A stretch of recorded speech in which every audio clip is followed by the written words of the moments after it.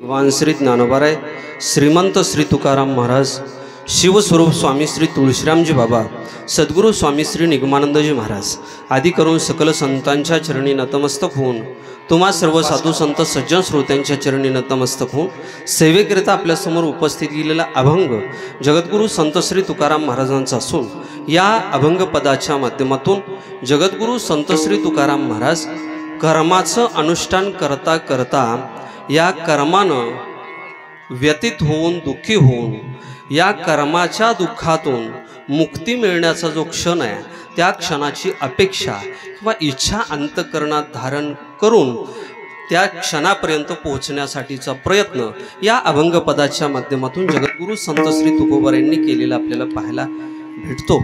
अभंगपदातील प्रतिपाद्य विषय आपल्या अंतःकरणापर्यंत पोहोचवण्याच्या पूर्वी आज आपण या सेवेकरता जे प्रवृत्त झालो, त्या सेवेच्या प्रवृत्तीनिमित्तानं बोलणं अगत्याचं आहे। सालाबाद प्रमाणे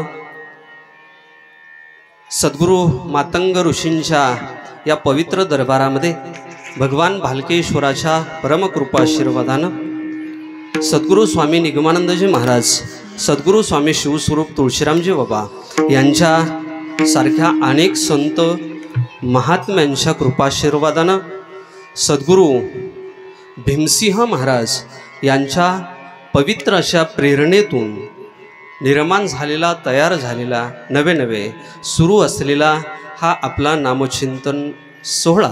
आणि या नामचिंतन सोहळ्यातील आजच्या दिवसाची म्हणजे सांगतेच्या दिवसाची सेवा तुमच्या सर्वांच्या प्रेमानं माझ्याकडं आलेली आहे। सेवेकरता जगद्गुरू संत श्री तुकोबारायांचं अभंगपद सेवेकरता समोर ठेवलेलं आहे। वास्तविक पाहता वारकरी संप्रदाय हा एक विशिष्ट आचारसंहिता घेऊन आलेला संप्रदाय आहे।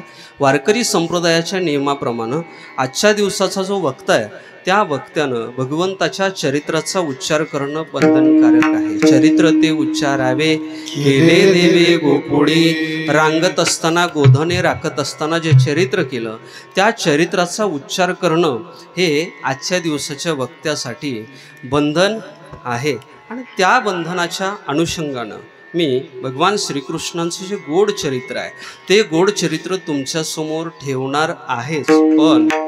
परंतु आणखी एक सूचना कीर्तनाच्या अगोदर माझ्यापर्यंत पोहोचली, आणि सूचना अशी आहे की आम्ही ज्यांची सेवा करतो, ज्यांची पूजा करतो, ज्यांच्या नावानं हा आश्रम चालतोय, हे संस्थान चालतंय, ते मातंग ऋषी।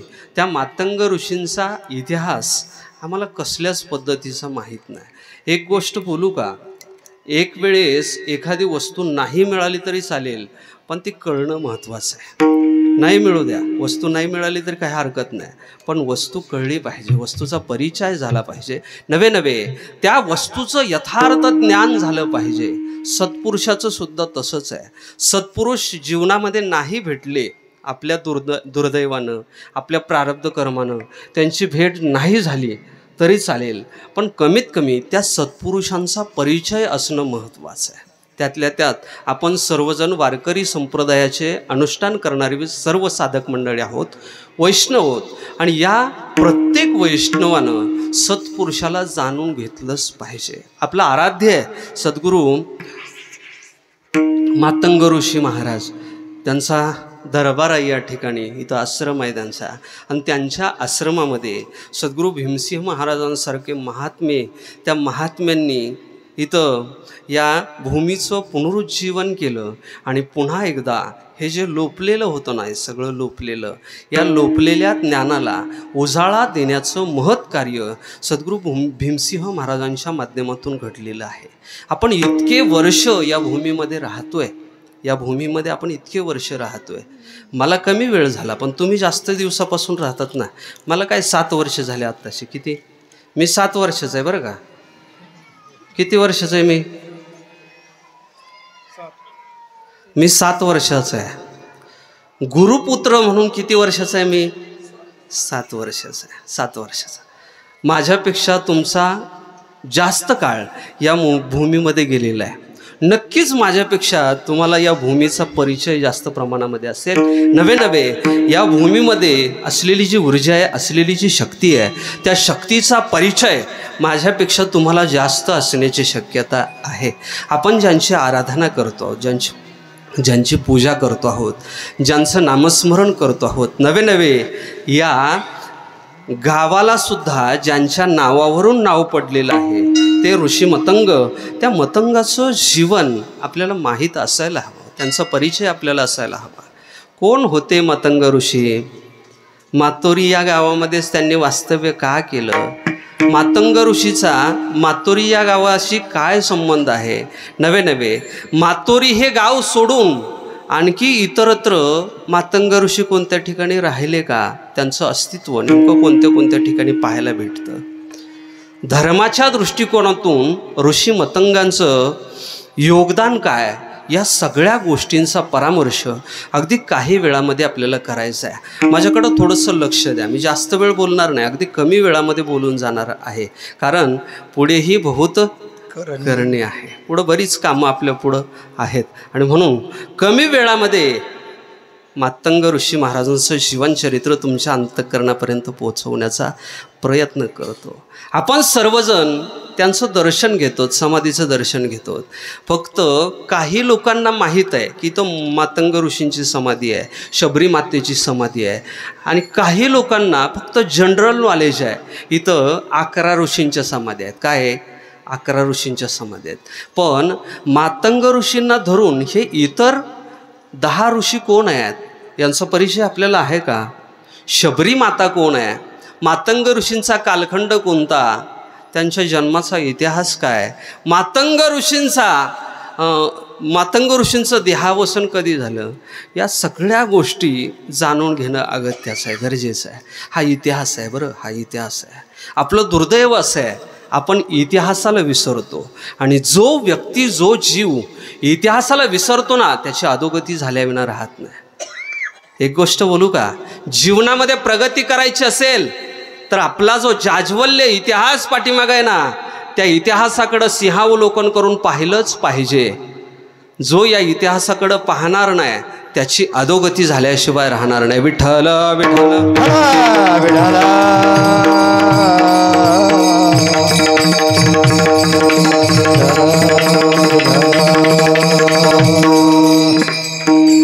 इतिहास पाहायला पाहिजे. टाळ्या यांच्या तालात वाजवत जा बरं, मध्येच नका वाजवू. भागवत महाराज सुद्धा आज या ठिकाणी कीर्तनाला येऊन बसलेले आहेत आणि कोट वगैरे घालून मला आनंद वाटला. महाराज, आपण ऐश्वर्य संपन्न आहेत, ऐश्वर्यात राहायला पाहिजे. उगाच विनाकारण दरिद्री कशाला दाखवायची? आपला बाप श्रीमंत आहे, गरिबी दाखवायची कशाला? आहे का? वारकरी संप्रदायाचं आद्य म्हणजे सगळ्यांचा बाप आहे माऊली ज्ञानोबा आहे. ज्ञानोबा यांच्याकडं काय कमी आहे हो?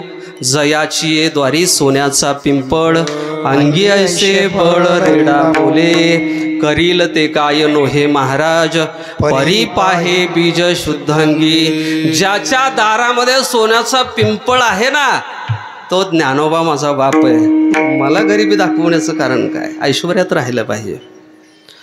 ऋषी मतंगांचं जीवनचरित्र आपण पाहतो आहोत. खरं तर एक म्हण आहे, पूर्वीच्या काळापासून चालत आलेली एक म्हण आहे, ऋषींचं मूळ, ऋषींचं कुळ आणि नदीचं मूळ शोधण्याचा प्रयत्न करू नये. त्यांचं मूळ शोधण्याचा प्रयत्न करू नये. कोण आहेत मतंग ऋषी? काय आहे त्यांचा इतिहास? मतंग ऋषींच्या जन्माच्या बाबतीत 2 प्रकारच्या कथा आहेत. 2 वेळेस मतंग ऋषींचं जीवनचरित्र आपल्याला पाहायला भेटतं. म्हणजे एकतर प्रभू श्रीरामांच्या काळात, म्हणजे त्रेतायुगात, सत्ययुगाच्या नंतर त्रेतायुग, त्या त्रेतायुगामध्ये प्रभू श्रीरामांच्या काळामध्ये मतंग ऋषींचं जीवनचरित्र पाहायला भेटतं. आणि तत्पश्चात भगवान श्रीकृष्ण अवतारामध्ये या द्वापार युगामध्ये सुद्धा एका मतंग ऋषींचं जीवनचरित्र आपल्याला पाहायला भेटतं. पण एक गोष्ट बोलू का? द्वापार युगातले मतंग ऋषी वेगळे आहेत आणि त्रेतायुगातले प्रभू श्रीरामांच्या काळातले जे मतंग ऋषी आहेत हे वेगळे आहेत. दोघांचा इतिहास जो आहे ना, तो भिन्न भिन्न आहे. इथं ज्यांची समाधी आहे ना, ते त्रेतायुगातले, म्हणजे प्रभू श्रीरामांच्या सोबत राहिलेले, प्रभू श्रीरामांच्या पूर्वी ज्यांनी अनुष्ठान केलं त्यांच्या प्राप्तीसाठी त्या मतंग ऋषींची इथं समाधी आहे. द्वापार युगामध्ये भगवान श्रीकृष्णांच्या बरोबर सोबतीला असलेले जे मतंग ऋषी आहेत त्या मतंग ऋषींचा आणि इथल्या या समाधीचा काही संबंध येत नाही. त्रेतायुगामध्ये प्रभू श्रीरामांच्या पूर्वी ज्यावेळेस प्रभू श्रीराम केवळ नुसते जन्माला आलेले होते त्यावेळेस मतंग ऋषींचा अवतार झाला. मतंग ऋषींच्या जन्माच्या बाबतीत सांगितलं जातं मतंग ऋषी एका ब्राह्मण स्त्रीचा पुत्र आहे. ब्राह्मण स्त्रीचा पुत्र आहे आणि ब्राह्मण स्त्रीचा पुत्र असताना सुद्धा या मतंग ऋषीला नंतरच्या काळामध्ये म्हणजे त्या ब्राह्मण स्त्रीनं यांना पुत्रवत प्रेम दिलेलं आहे. नवे नवे वेदातलं जे सगळं अध्ययन आहे ते सगळं अध्ययन मतंग ऋषींच्याकडून सिद्ध करून घेतलेलं आहे. हे सगळं अध्ययन करत असताना या सगळ्या गोष्टी करत असताना एके दिवशी मतंग ऋषींना दृष्टांत झाला आणि दृष्टांत झाल्याच्या नंतर त्यांच्या लक्षात आलं मी जरी या ब्राह्मण स्त्रीच्या जवळ राहत असलो ही जरी माझी माता असली तरी माझे पिता कोण आहेत हे मला सांगता येणार नाही. मतंग ऋषींच्या वडिलांचं नाव विचारल्याच्या नंतर त्यांचं नाव नापित असं सांगितलं जातं. नापित नापित नापित म्हणजे काय हो? नापित हे नाव आहे का? नापित म्हणजे ज्यांच्या पित्याचं नाव सांगता येणार नाही असा. मतंग ऋषींच्या आईचं नाव सांगता येतं पण मतंग ऋषींच्या वडिलांचं नाव सांगता येत नाही म्हणून त्यांना नापित असं म्हटलं जातं. नापित पुत्र मतंग, ब्राह्मणी पुत्र मतंग असं दोन्ही पद्धतीनं त्यांचं वर्णन आपल्याला पाहायला सापडतं. वाल्मिकी रामायण आपण पाहिलेलं असेल, कदाचित कानावरून शब्द गेलेला असेल वाल्मिकी रामायण. ऋषी वाल्मिकांनी प्रभू श्रीरामांच्या जन्माच्या पूर्वी 11,000 वर्ष या रामायणाची रचना केली. या रामायणामध्ये अनेक सर्ग आहेत. या अनेक सर्गांच्या पैकी अरण्यकांड नावाचा जे कांड आहे त्या कांडातील 72 आणि 73 क्रमांकाचा जो सर्ग आहे, सर्ग शब्दाचा अर्थ अध्याय. म्हणजे जर भावार्थ रामायण घेतलं तर भावार्थ रामायणामध्ये अध्याय हा शब्दप्रयोग करून वर्णन केलेलं आहे आणि संस्कृतमध्ये असलेलं वाल्मिकी रामायण घेतलं तर त्याच्यामध्ये सर्ग हा शब्दप्रयोग केलेला आहे. 72 क्रमांकाचा सर्ग आणि 73 क्रमांकाचा सर्ग या दोन सर्गाच्यामध्ये ऋषी मतंगाचं जे जीवनचरित्र आहे ते जीवनचरित्र व्यक्त केलेलं आहे. प्रभू श्रीरामांचं आगमन व्हावं ही अपेक्षा ही लालसा अंतःकरणात ठेवून शबरी नावाची एक भिल्लाची मुलगी मतंग ऋषींच्या आश्रमामध्ये प्रभूंची वाट पाहत बसलेली आहे. मतंगाने आशीर्वाद दिला, हे शबरी माते मी आता स्वधामाला निघून चाललो, माझ्या शरीराची शक्ती संपली, आता मी स्वधामाला निघून जातो, देहाचा त्याग करतो. शबरी आपल्या गुरुजींना म्हणजे मतंग ऋषींना बोलते, अहो गुरुजी तुम्ही जाणार आहात पण तुम्ही गेल्याच्या नंतर काहीच दिवसामध्ये प्रभू श्रीरामांचं आगमन या दंडकारण्यामध्ये होणार आहे, तुम्ही थोडे दिवस थांबला तर चालणार नाही का? ऋषी मतंगाने दिलेलं उत्तर फार महत्त्वाचं आहे. मतंग ऋषी त्या शबरी मातेला सांगतात, हे शबरी माते मी प्रभू श्रीरामांच्या दर्शनाची इच्छा अंतःकरणात ठेवतो पण माझं दुर्दैव असं आहे, माझं जगण्याचं जे प्रारब्ध आहे ना ते जगण्याचं प्रारब्ध आता संपून गेलेलं आहे, मला आता हा देह ठेवावाच लागणार आहे. प्रभू श्रीराम इकडं दंडकारण्यामध्ये येण्याच्या काही वर्षाच्या पूर्वी ऋषी मतंगांनी आपला देह ठेवला आणि त्या शबरीला सांगितलं, तुझ्या या आश्रमामध्ये प्रभू श्रीरामांचं आगमन नक्की होईल, लक्ष्मणासहित प्रभू श्रीराम तुला दर्शन देतील. रोज त्या शबरी मातेनं उठावं आणि माझ्या गुरूंनी सांगितलेलं वचन कधी खरं होतं म्हणून त्या परमात्म्याचं स्वरूप अंतःकरणामध्ये आठवावं आणि त्याला विनंती करावी, प्रार्थना करावी. रोज सकाळी उठल्याच्या नंतर पहाटे पहाटे रस्ता झाडून घ्यावा, काटे कुटे रस्त्यावरचे जे ते वेचावेत आणि रस्ता व्यवस्थित करावा. मनात विचार करते, आज तरी जगाचा मालक प्रभू श्रीराम माझ्या भेटीसाठी येतील, आपल्या भावासहित माझ्या भेटीसाठी येतील, मला त्यांचं दर्शन होईल. रोज डोळ्यातले अश्रू त्या रस्त्यावरती ढाळते आहे आणि ती सातत्यानं सगळ्या संतांना आणि देवांना प्रार्थना करते, माझ्या या झोपडीमध्ये या कुटियामध्ये देवा तुमचं आगमन कधी होणार, कधी येणार तुम्ही माझ्या या आश्रमामध्ये. आणि ऐका दादा, सद्गुरूची केलेली जी सेवा आहे त्या सेवेचं पुण्यफल ज्यावेळेस फळाला येतं ना, त्यावेळेस जगाचा मालक, जगाचा बाप तो परमात्मा दर्शन देण्यासाठी येत असतो. आणि शबरी मातेचं सद्गुरूवरती असलेली निष्ठा, आपल्या गुरुजींच्या वरती असलेली निष्ठा, त्यांच्यावरती असलेलं प्रेम, त्यांच्या वचनावरती असलेला विश्वास, या विश्वासाला फल प्राप्त झालं आणि प्रभू श्रीरामांचं आगमन या दंडकारण्य नावाच्या प्रदेशामध्ये झालं. प्रभू श्रीराम या दंडकारण्यामध्ये आले आणि इथं आल्याच्या नंतर त्या शबरी मातेनं प्रभू श्रीरामांचं स्वागत केलं. त्यांना चालत असताना काटे टोचू नयेत म्हणून त्यांच्या वाटेवरती फुलं वगैरे टाकली, आपल्या आश्रमामध्ये आणलं. फाटकी तुटकी कुटी आहे मोडकी, आणि त्या कुटियाच्यामध्ये प्रभू श्रीरामांना बसण्यासाठी झाडाची जी पानं आहेत त्या पानांचं आसन केलं. त्या आसनावरती प्रभूंना बसवलं. एक गोष्ट बोलू का, आम्ही खूप संपन्न होतो महाराज, आपण फार संपन्न आहोत, आपल्याकडं सगळ्या गोष्टी उपलब्ध आहेत, पण हे जे पूर्वीचे भक्त आहेत ना, या पूर्वीच्या भक्तांच्याकडे इतकी संपन्नता आपल्याला भेटत नाही. शबरी मनामध्ये विचार करते, जगाचा मालक, जगाचा बाप माझ्या कुटियामध्ये आलेला आहे, मी बनवलेल्या आसनावरती तो बसलेला आहे. आता अगं शबरी, तू या ठिकाणी राहते, पण तुला कोणी सांगितलं प्रभू श्रीराम येतील, तुला भेट देतील? असं विचारल्याच्या नंतर त्या शबरीनं प्रभू श्रीरामांना ऋषी मतंगाचं जे जीवनचरित्र आहे ते जीवनचरित्र सांगायला सुरुवात केली. मी आत्ताच बोलून गेलो, वाल्मिकी रामायणामधला अरण्यकांडामधला 72 आणि 73 सर्ग या शबरी मातेच्या मुखातून प्रभू श्रीरामांनी मतंग ऋषींचं जे जीवनचरित्र आहे ते जीवनचरित्र ऐकलेलं आहे. एक गोष्ट बोलू का, भक्ताच्या मुखातून, एका भक्ताच्या मुखातून दुसऱ्या आपल्याला प्रिय असलेल्या भक्ताचं जीवनचरित्र ऐकत असताना प्रभू श्रीरामांना किती आनंद झालेला असेल, तो आनंद शब्दामध्ये सांगता येत नाही. शबरी प्रभू श्रीरामांना सांगते, प्रभू हा जो आश्रम आहे ना, हा परिसर, हा सगळा परिसर माझ्या सद्गुरूंचा आहे, त्यांचं नाव आहे ऋषी मतंग, आणि त्यांनी तुमच्या प्राप्तीसाठी अनेक प्रकारची साधना केली, योगाचं अनुष्ठान केलं, ज्ञानाची प्राप्ती केली. कर्मकांड करत असताना स्वतःचा देह तुमच्या चरणासाठी झिजवला. पण प्रभू त्यांचं दुर्दैव, त्यांना तुम्ही येईपर्यंत थांबता आलं नाही, प्रारब्ध कर्मामध्ये त्यांना देह ठेवावा लागला. प्रभू त्या शबरीला विचारतात, हे माते, मतंग ऋषींचं थोडंसं जीवन माझ्यासमोर मांडशील का, सांगशील का? पहा, प्रभूला किंवा देवाला ते आवडतं.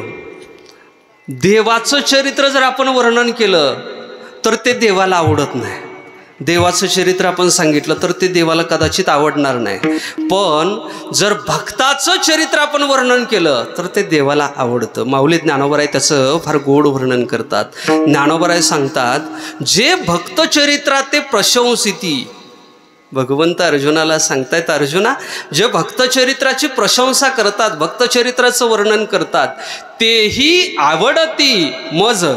कसे आवडतात? भगवंतांनी सांगितले, प्राणापरवते, प्राणापेक्षा सुद्धा मला ते जास्त प्रिय आहेत, प्राणापेक्षा सुद्धा जास्त आवडतात.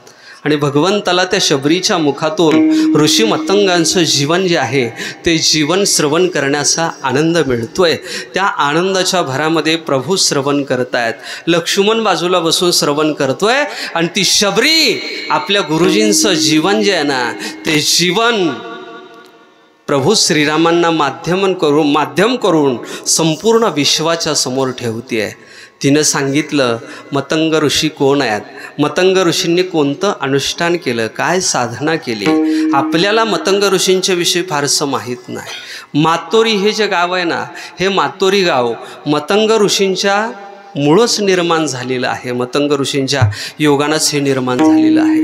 मतंग ऋषींच्या बाबतीत अनेक गोष्टी आपल्याला सांगता येतील. पहा, ऋषीमुख नावाचा पर्वत आहे आणि त्या पर्वताच्या वरती मतंग ऋषींचा आश्रम आहे. इथं आश्रम असताना दुदुंबी नावाचा एक असुर आहे, राक्षस आहे. हा असुर, त्याच्या शरीराचं वर्णन महाभारत रामायणामध्ये फार विस्तारानं केलेलं आहे.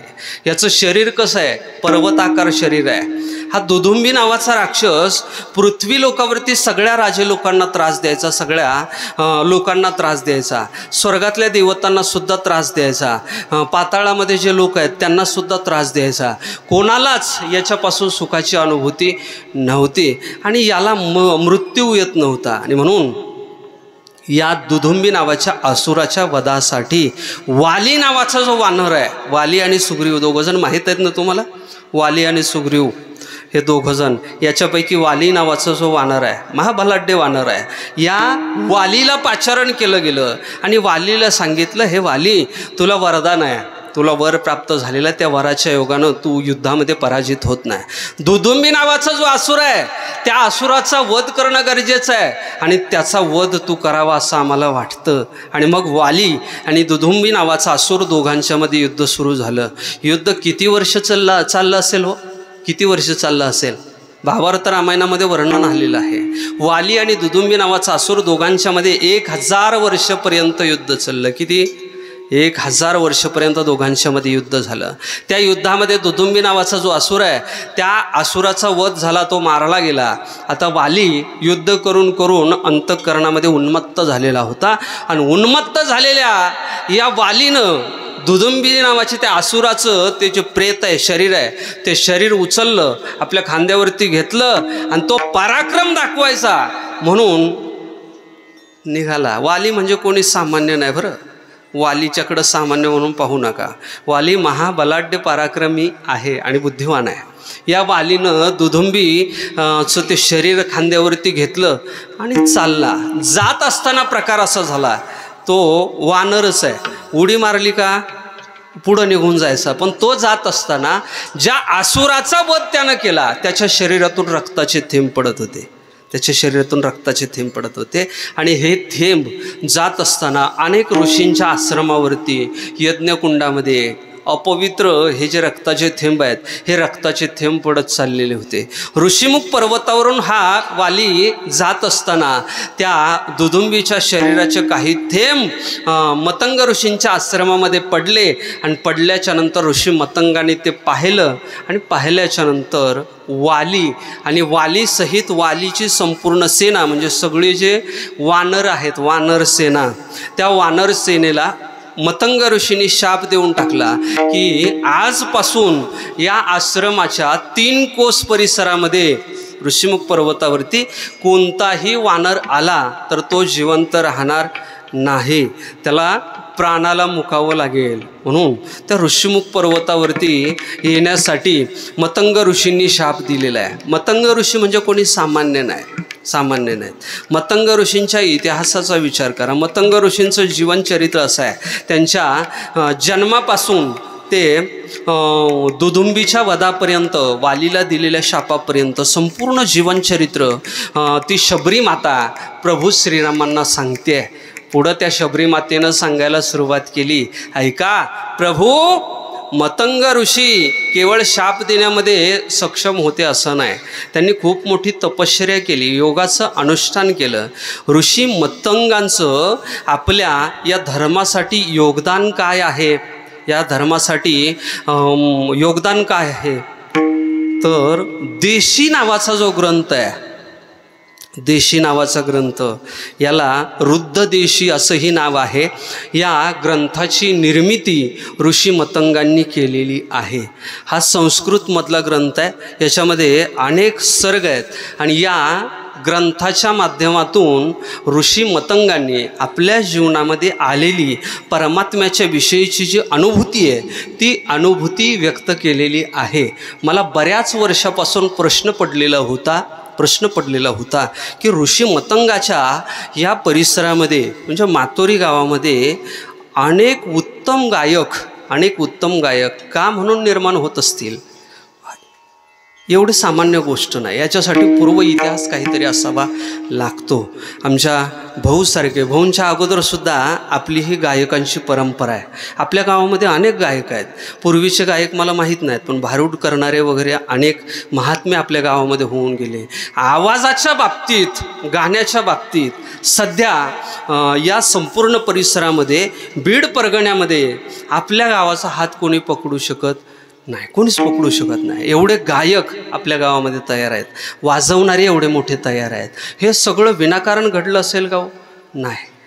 हा जो ग्रंथ ऋषी मतंगांनी आपल्यासमोर ठेवलेला आहे ना, या ग्रंथामध्ये काय आहे, जसं भगवंताचं यथार्थ स्वरूप या ग्रंथामध्ये मांडलेलं आहे, तद्वत या ग्रंथामध्ये जे काही इतर सर्ग आहेत, या इतर सर्गांच्या मध्ये गायनाची जी कला आहे, त्या गायनाच्या कलेचं उत्तम असं मार्गदर्शन केलेलं आहे.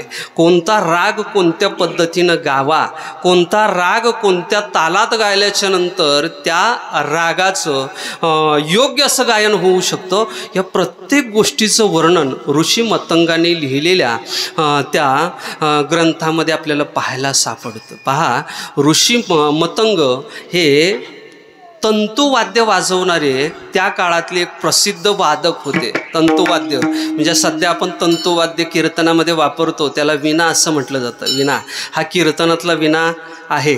हा कीर्तनातला विणा, याला किती तारा असतात हो? कीर्तनाच्या विण्याला किती तारा असतात रे? कीर्तनाच्या विण्याला किती तारा असतात भाऊ? किती असतात? 5 असतात. वा, सुंदर. मी बोलूनच गेलो. मातोरी म्हणजे गायनाच्या बाबतीत तज्ज्ञ लोकांचं गाव आहे. कीर्तनातला हा विणा वेगळा आहे. विण्याचे अनेक प्रकार आहेत विण्याचे. कीर्तनाचा विणा वेगळा, नारदीय पद्धतीचा जो विणा आहे हा विणा वेगळा आहे. पहा, यक्ष लोकांच्याकडं असलेला विणा वेगळा. यक्ष गणांच्याकडं, शिवगण असतील, विष्णुगण असतील, यांच्याकडं त्यांचं भजन करण्यासाठी वापरला जाणारा विणा वेगळा.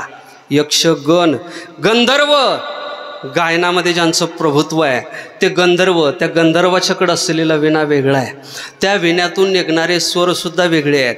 त्या विण्याची रचनासुद्धा वेगळी आहे. प्रत्येक विण्याची रचना पहा, ती रचना वेगवेगळ्या पद्धतीची आहे. आणि त्या विण्यातून निघणारे स्वरसुद्धा आहेत ना, ते स्वरसुद्धा भिन्न भिन्न प्रकारचे आहेत. यक्ष, गण, गंधर्व आणि त्याच्या पुढे जाऊन किन्नर. या किन्नरांच्याकडे एक विणा असतो बरं. किन्नर पूर्वीच्या काळापासून ही किन्नरांची जी प्रजात आहे, ही प्रजात गायनामध्ये उत्तम अशी प्रजाती म्हणून मानली जाते. या किन्नरांच्याकडे एक विणा आहे. त्या विण्याला 7 तार आहेत. किती तार आहेत भाऊ?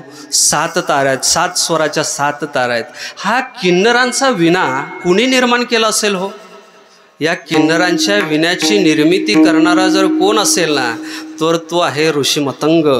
आणि आपलं सर्वांचं सद्भाग्य, या संगीत क्षेत्रामध्ये इतकं भरघोस काम करणारे ऋषी मतंग, त्यांची समाधी आपल्या गावामध्ये आहे. आणि एवढं संगीतातलं अनुष्ठान, आराधना त्यांनी या भूमीमध्ये केलेली आहे. म्हणून या भूमीचा प्रभाव म्हणून या भूमीमध्ये कसाही व्यक्ती जन्माला आला तरी तो रडताना सुद्धा स्वरात रडतो. मी या भूमीमध्ये जन्माला आलेलो नाही म्हणून मी स्वरात रडत नाही.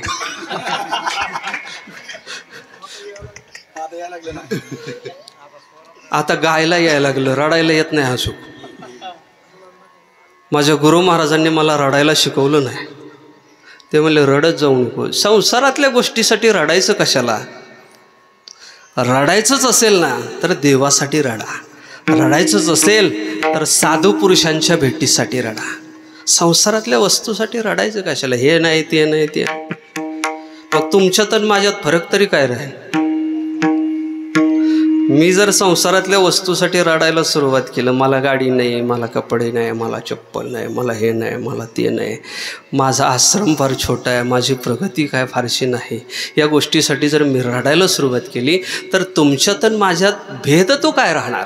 फरक काय राहणार? फरकच राहणार नाही. या भूमीतला जन्माला आलेला लहानसा मुलगा अपत्य, ते अपत्य रडताना सुद्धा स्वरात रडतं. उपकार कोणाचे आहेत?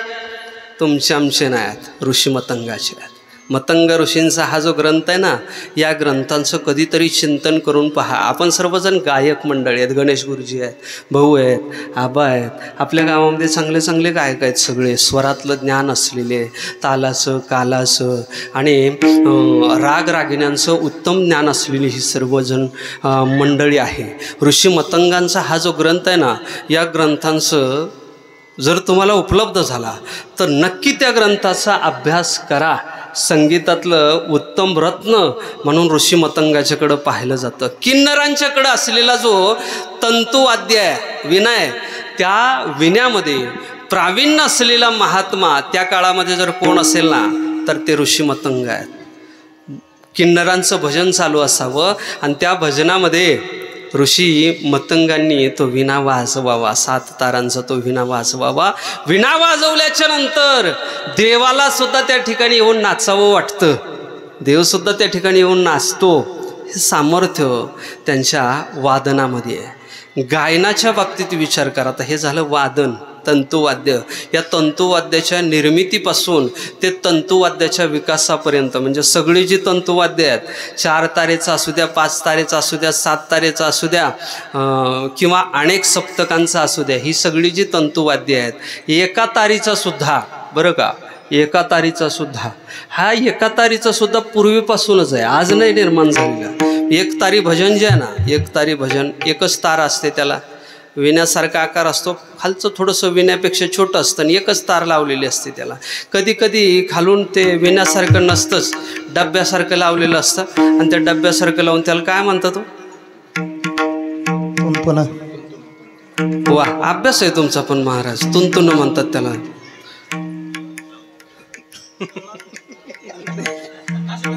याची सुद्धा निर्मिती, याची सुद्धा उत्पत्ती आणि याच्या सुद्धा स्वराचं आणि तालाचं ज्ञान जर जगाला कोणी दिलेलं असेल ना, तर ते ऋषी मतंग. ऋषी मतंगांनी हे वाद्य निर्माण केलेलं आहे. प्रत्येक वाद्याच्या माध्यमातून, म्हणजे प्रत्येक प्रकारचा जो विणा आहे, त्या विण्याच्या माध्यमातून कोणत्या रागांचं गायन करावं, म्हणजे हा नारदीय विणा असेल तर कोणते राग गायले पाहिजेत, तो किन्नरांचा विणा असेल तर कोणते राग त्याच्यावरती गायले पाहिजेत, कोणते राग वाजवले पाहिजेत आणि कोणत्या रागाची ठेवण कशी आहे, या प्रत्येक गोष्टीचं मार्गदर्शन ऋषी मतंगांनी आपल्या या ग्रंथामध्ये करून दिलेलं आहे. ऋषी मतंगांचं जीवन जसं व्यक्तित्वाच्या दृष्टिकोनातून महत्त्वाचं आहे, तसं त्यांचं जे ज्ञान आहे त्या ज्ञानाच्या दृष्टिकोनातून सुद्धा महत्त्वाचं आहे. आपण सर्वजण ऋषी मतंगाच्या या आश्रमामध्ये केवळ कशासाठी येतो? मतंग ऋषी आपल्याला आशीर्वाद देतील आणि त्यांच्या आशीर्वादानं आपलं काय होईल? काय होईल? बोलत जा ना लक्ष्मण महाराज, बोलत जा तुम्ही. काय होईल आपलं? वाटोळं आपलं बरं होईल बा, चांगलं होईल.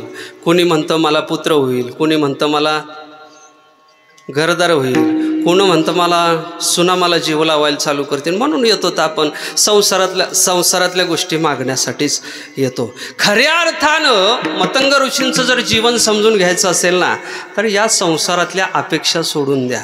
कारण संत पुरुष, साधू पुरुष हे संसारातल्या अपेक्षा पूर्ण करण्यासाठी कधीच कटिबद्ध नसतात. त्यांना बंधन नाही तुमच्या संसारातलं दुःख निवृत्त करण्यासाठी. नाही, संसाराच्या बाबतीत साधू पुरुष कधीच आशीर्वाद देत नाहीत. उलट साधू पुरुष आशीर्वाद देत असताना सांगतात की तुमचा जो हा संसार आहे ना, हा सगळा संसार निघून जाऊ द्यात, या संसाराचा निराश होऊ द्यात. सोप्या शब्दात सांगू द्या का तुम्हाला? सोप्या शब्दात निराश किंवा हे शब्द जड आहेत थोडे.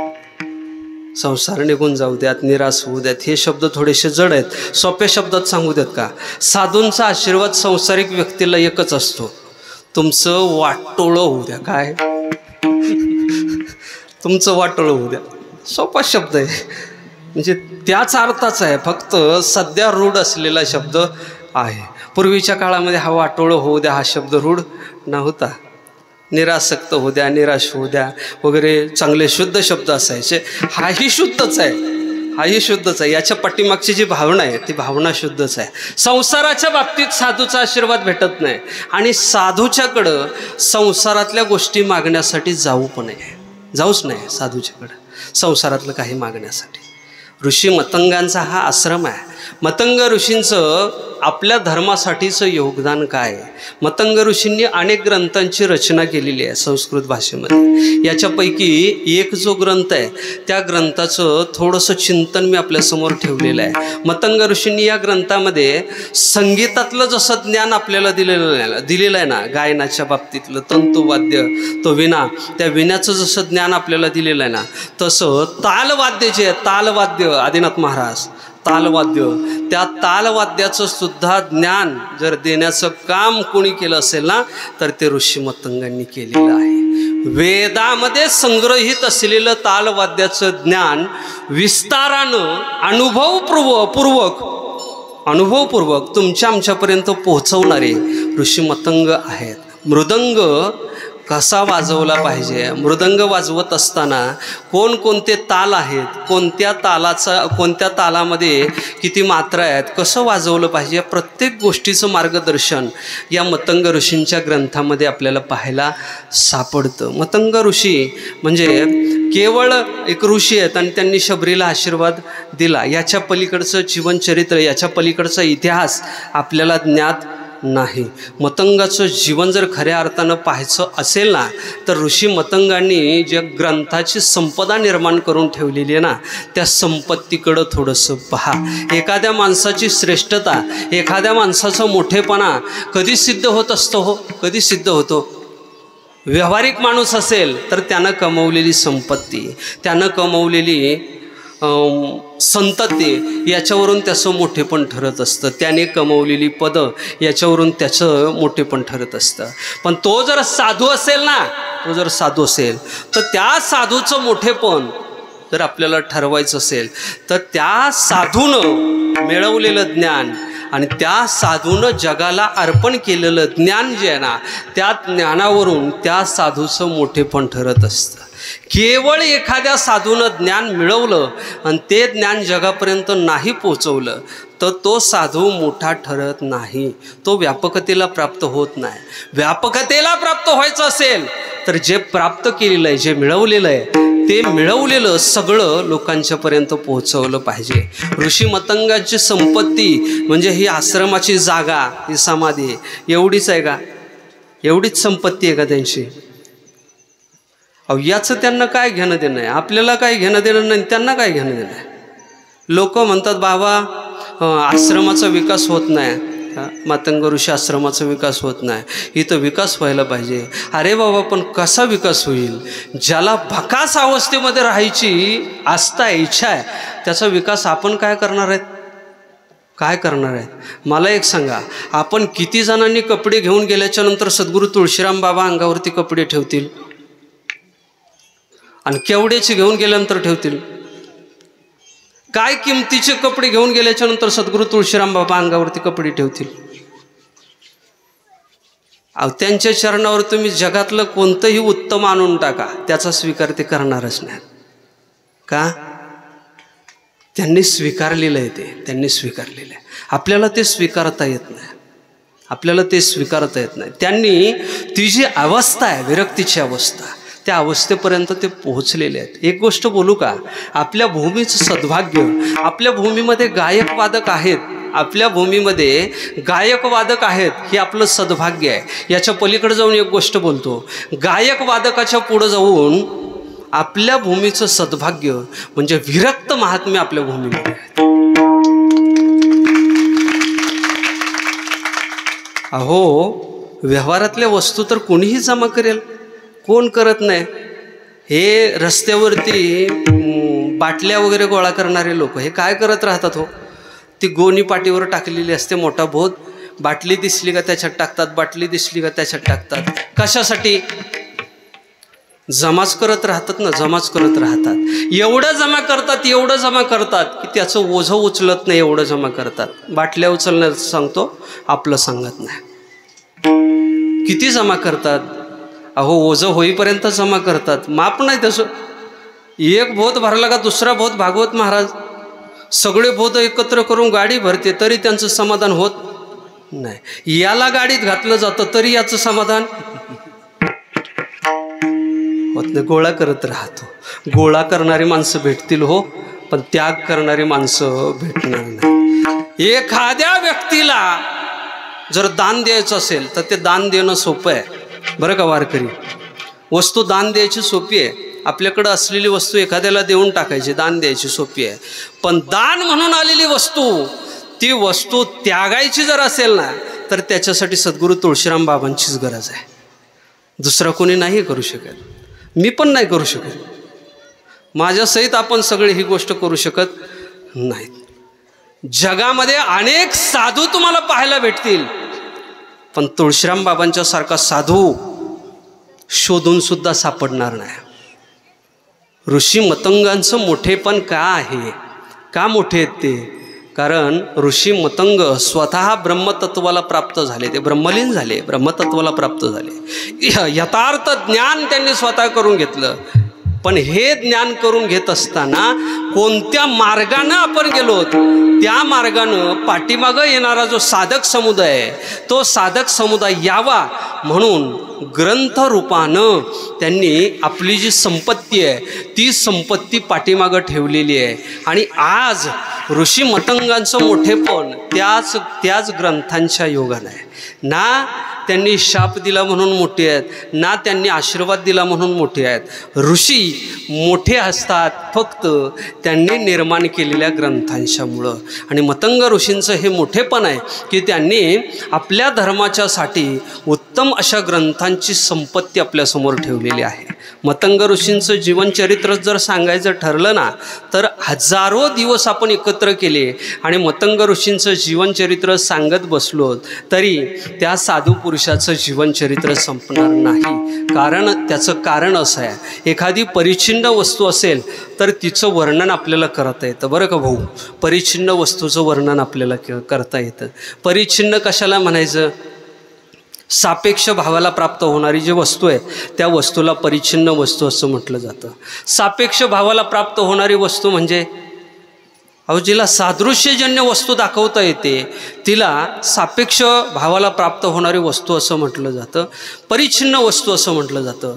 थोडक्यात सांगू का सोप्या शब्दात, ज्याला नाम आहे, ज्याला रूप आहे, अशी जी वस्तू आहे, ज्या वस्तूची उत्पत्ती झालेली आहे आणि ज्या वस्तूचा नाश होणार आहे, म्हणजे ज्याचं नावानं वर्णन करता येतं, ज्याचं रूपानं वर्णन करता येतं, ज्याचा जन्म सांगता येतो, ज्याचा मृत्यू सांगता येतो, ज्याची निर्मिती सांगता येते, ज्याचा नाश सांगता येतो, अशा मर्यादित स्वरूपात असणारी जी वस्तू आहे तिला परिच्छिन्न वस्तू असं म्हटलं जातं. या परिच्छिन्न वस्तूचं वर्णन करता येणं शक्य आहे, सांगता येणं शक्य आहे. पण जी अपरिच्छिन्न वस्तू आहे, व्यापक वस्तू आहे, त्या वस्तूचं वर्णन करताच येणं शक्य नाही. कितीही वर्ष आपण त्याचं वर्णन करत राहिलो तरी ते वर्णन पूर्णत्वास जाणार नाही. मला एक सांगा, आपण पृथ्वीचं वर्णन करू शकतो. न्यायशास्त्रानं पृथ्वीचं वर्णन केलेलं आहे. कशाला म्हणायचं पृथ्वी? तत्र गंधवती पृथ्वी. न्यायशास्त्र सांगतं गंधवान असलेली वस्तू त्या वस्तूला काय म्हणा? पृथ्वी म्हणा. ही पृथ्वी किती प्रकारची आहे? न्यायशास्त्र सांगतं सा द्विविधा. ही पृथ्वी 2 प्रकारची आहे. द्विविधा. कोणकोणते 2 प्रकार आहेत? न्यायशास्त्रानं सांगितलं नित्य अनित्याचं. नित्य स्वरूपाची आहे आणि अनित्य स्वरूपाची आहे, सूक्ष्म स्वरूपाची आहे आणि परिच्छिन्न स्वरूपाची आहे. 2 प्रकारची पृथ्वी आहे. ही पृथ्वी परिच्छिन्न असल्यामुळं न्यायशास्त्रानं या पृथ्वीचं संपूर्ण लक्षण केलं आणि तिचं वर्णन करून आपल्याला सांगितलं. न्यायशास्त्राला विचारलं तुम्ही अग्नीचं वर्णन करा. न्यायशास्त्रानं अग्नीचं सुद्धा वर्णन केलेलं आहे. दाहकता शक्तिवान जो आहे त्याला न्यायशास्त्र अग्नी असं म्हणतं. न्यायशास्त्रानं जलाचं सुद्धा वर्णन केलेलं आहे. जल माहिती आहे ना तुम्हाला? जल माहिती आहे का तुम्हाला? माझ्याकडं लक्ष द्यायचं नाही तर मग ते ताप आलेले आहेत ना वरती ॲडमिट, त्यांच्याकडं नेऊन टाकेन मी तुम्हाला. काय ज्ञानराज?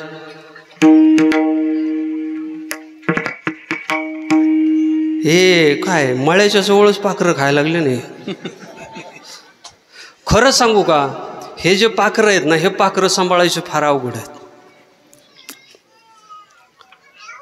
ज्या झाडाचं फळ त्या झाडावर असेल तर त्या झाडाला फारसा त्याचा त्रास होत नाही. पण ज्या झाडाचं फळ नाही ते फळ तोडायचं आणि दुसऱ्या झाडावरून जर नेऊन जर चिटकवायचं म्हटलं तर मामा त्रास होईल का नाही?